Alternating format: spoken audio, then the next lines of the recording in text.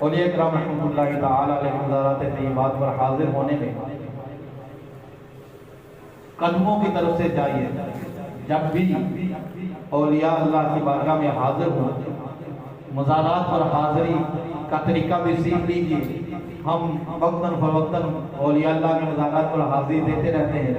اس کا طریقہ معلوم ہو کہ کس طرح بزرگوں کی بارگاہ میں حاضر ہونا ہے, کس طرح ان کی بے ادبی سے ہم بچ سکتے ہیں. تو اولیاء کرام رحمۃ اللہ تعالی علیہ کے مزارات طیبات پر حاضر ہونے میں قدموں کی طرف سے جائیے اور کم از کم 4 ہاتھ کے فاصلہ پر چہرے کے سامنے کھڑا ہو اور درمیانی آواز میں اس طرح سلام عرض کرے, السلام علیکم یا سیدی ورحمۃ اللہ وبرکاتہ. پھر درود غوثیہ 3 بار, الحمد شریف, سورہ فاتحہ 1 بار, آیت الکرسی 1 بار, سورہ اخلاص 7 بار, پھر درود غوثیہ اللہم صلی علی سیدنا و مولانا محمد معدن الجود الکرم وآلہ وبارک وسلم 7 بار. اور وقت فرصت دے, وقت میں مزید فرصت ملے تو سورہ یاسین اور سورہ ملک بھی پڑھ کر اللہ پاک سے دعا کرے کہ الہی اس کی رات پر مجھے اتنا ثواب دے جو تیرے کرم کے قابل ہے, نہ اتنا جو میرے عمل کے قابل ہے, اور اسے میری طرف سے اس بندہ مقبول کو نظر پہنچا. پھر اپنا جو مطلب جائز شریف ہو اس کے لیے دعا کرے اور صاحب مزار کے روح کو اللہ پاک کی بارگاہ میں اپنا وسیلہ کرا دے, پھر اسی طرح سلام کر کے واپس آئے.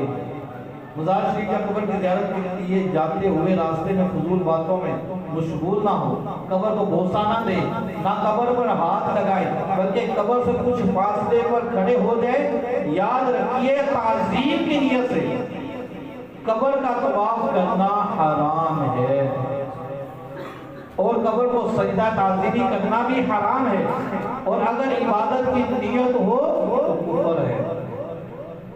پھر میرے اسلامیوں بزرگان دین کی برکتیں حاصل کرنے کا ایک ذریعہ یہ بھی ہے کہ ان کی سیرت کا مطالعہ کیا جائے اور ان کی سیرت کو اپنانے کی کوشش کی جائے. یوں تو اولیاء کرام کے بہت سے اوصاف و معاملات ایسے ہیں جو سب میں پائے جاتے ہیں. ان میں سے ان کا ایک وصف تلاوت قرآن بھی ہے کہ یہ اللہ پاک کے دوست اللہ پاک کے کلام سے بڑی محبت کیا کرتے تھے. ان میں سے بے شمار ایسے تھے جو ہر رات ایک قرآن کریم ختم کیا کرتے تھے. آئیے ہم بھی نیت کرتے ہیں کہ روزانہ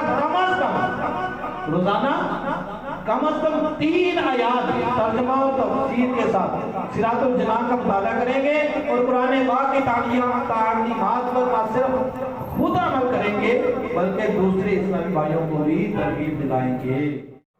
دنیا میں کسی صالح کو اپنا امام بنا لینا چاہیے, شریعت میں تقلید کر کے اور طریقت میں بیعت کر کے, تاکہ حشر اچھوں کے ساتھ ہو. ایمان کی حفاظت کا ایک ذریعہ کسی مرشد کامل سے مرید ہونا بھی ہے. حضور غوث پاک رحمۃ اللہ تعالی علیہ کا مرید بننے میں ایمان کے تحفظ, مرنے سے پہلے توبہ کی توفیق, جہنم سے آزادی اور جنت میں داخلے جیسے عظیم منافع موجود ہیں.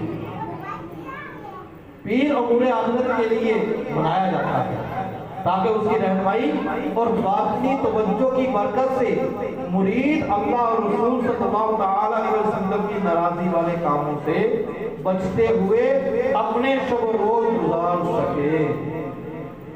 بذریعہ قاصد یا خط مرید ہو سکتا ہے.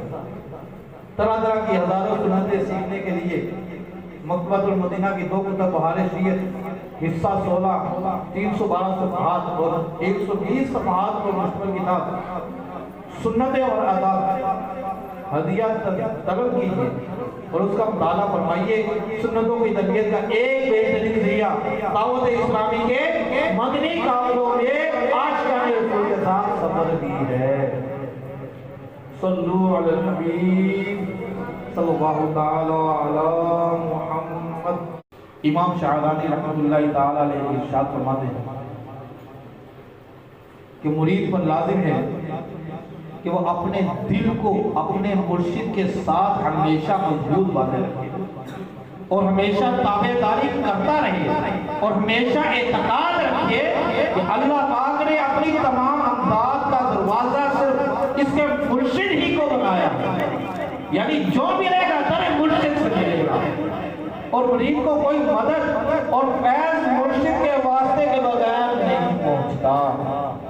اگرچہ تمام دنیا مشاہدے عذاب سے بری ہوئی، مگر یہ قاعدہ اس لیے کہ مرید اپنے مرشد کے علاوہ اور سب سے اپنی توجہ ہٹا دے، کیونکہ اس کی امانت صرف اس کے مرشد کے پاس ہوتی ہے، کسی غیر کے پاس نہیں ہوتی۔ یعنی میرے اسلام بھائیو، الحمدللہ اس پرفتن دور میں امیر اہل سنت بانی دعوت اسلامی حضرت علامہ مولانا محمد الیاس اطہر قادری دامت برکاتہم العالیہ کی ذات سے ہمارے لیے بہت بڑی نعمت ہے جو آپ سے مرید ہوتا ہے، آپ اسے غوث پاک رحمت اللہ تعالی علیہ کے دامن کرم سے وابستہ کر دیتے ہیں۔ آپ کے دامن سے لاکھوں لوگ وابستہ ہیں، جن میں سے کئی ایسے مرید ہیں جنہیں ان کے دامن سے وابستگی کی حیرت انگیز برکتیں حاصل ہوئی، انہیں نہ صرف وقت موت کلمہ طیبہ نصیب ہوا، بلکہ جن خوش نصیبوں کی قبریں طویل مدت کے بعد کسی شرعی عذر کے باعث کھولی گئی تو ان کے نہ صرف جسم اور کفن سلامت ہے، بلکہ الحمدللہ ان کی قبروں سے خوشبو کی لپٹیں بھی آ رہی ہوتی ہیں۔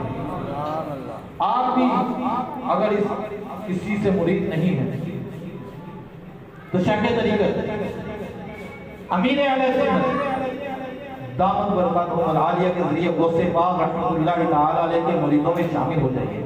اللہ پاک ہم سب کو غوث پاک رحمت اللہ تعالی علیہ کے مریدوں میں شامل ہو جائیے۔ اللہ پاک ہم سب کو غوث پاک رحمت اللہ تعالی علیہ بلکہ تمام اولیاء اللہ سے سچی محبت و عقیدت رکھنے کی توفیق عطا فرمائے۔ صلو علی الحبیب صلی اللہ تعالی علی محمد صلی اللہ تعالی علیہ وآلہ وسلم۔